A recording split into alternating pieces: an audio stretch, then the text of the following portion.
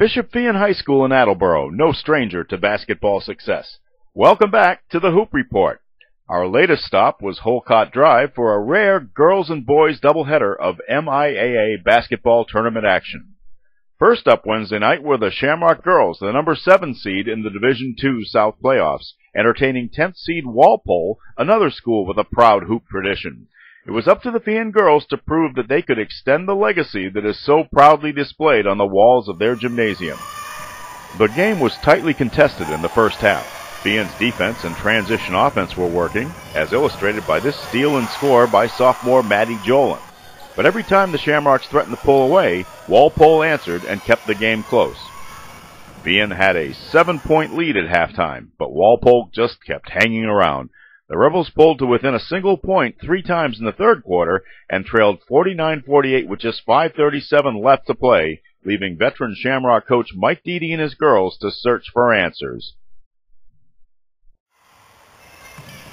And that answer was to stay with what brought Feehan to the tournament in the first place, being the attacker both offensively and defensively, such as this play where Lauren Donahue steals the ball and goes the length of the court for 2. The Shamrocks outscored Walpole 22-8 in the last 5 minutes of play, and while they were challenged somewhat by the Rebels' size at the post, they always found ways to compensate, such as this confident drive by freshman Lauren Manis. The final score? Bishop Feehan 71, Walpole 56. Jolin posted a game-high 24 points, while Sierra Schrader, showing no ill effects from her recent mouth injury, scored 10 points and grabbed 15 rebounds. Give Walpole a lot of credit. Okay, they played hard. They were very aggressive. Okay, good things happened to them because they made them happen. But I thought we gave them a little bit too much credit. And if we're going to go anywhere in the tournament, we must play like we did in the last 4 to 5 minutes. The youngsters carried the day, Deedy said. They did a nice job on our girls inside, but I thought Jolin really stepped up big time for us. I mean, she showed an ability beyond her years tonight. I don't know what she ended up with. She did like 25? 24 points, and she just showed some ability far beyond, a sophomore girl, and she carried us. Elsewhere in the girls' tournament Wednesday, Megan Ronigan scored a game-high 22 points to lead third-seeded North Attleboro to a victory in its first game in the Division I South playoffs, a 63-42 smackdown of a Brockton team that put the hammer to Attleboro on Monday. The fates weren't as kind to the Foxborough girls, who were bounced out of the tournament in their Division II South first-round game at home, losing 40-34 to 9th-seeded Holliston. The 8th-seeded Warriors finished 15-6.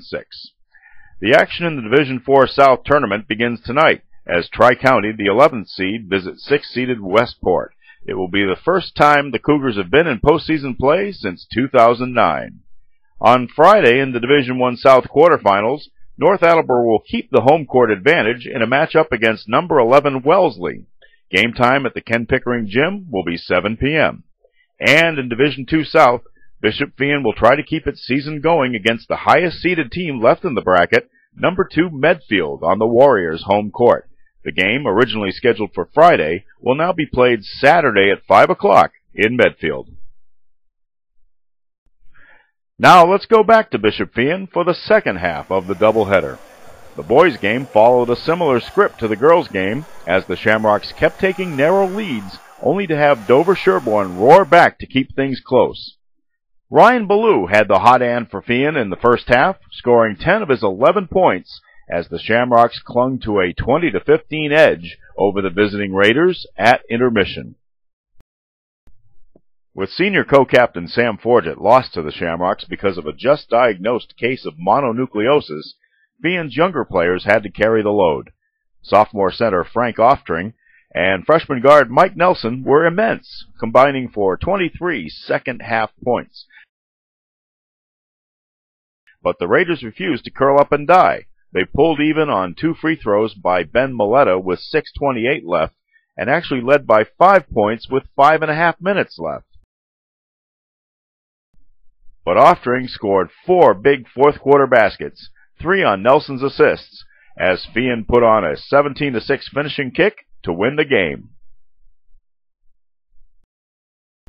The final score, Feehan 52, Dover Sherborne 43. After the game, Feehan coach Matt Freeman talked about how he learned that his team would be without its leading scorer entering tournament play. We had every indication that it probably wasn't going to happen for him as early as 2 or 3 days ago. A couple of days after the Norton game, we knew he had a doctor's appointment. And quite frankly, he just hadn't really been himself, even through some of those last games that he did play in. Freeman said that the effort that Dover Sherborne gave would be a good lesson for his Shamrocks as they continue on in tournament play. I give Dover Sherborne all the credit in the world. We saw some of their scores with Norton and some other Tri-Valley League teams, and they may be 11 and 10, but those kids got in their faces defensively. They have some athletes that are outstanding, and when push came to shove, they hit some big shots, and they play with a lot of energy.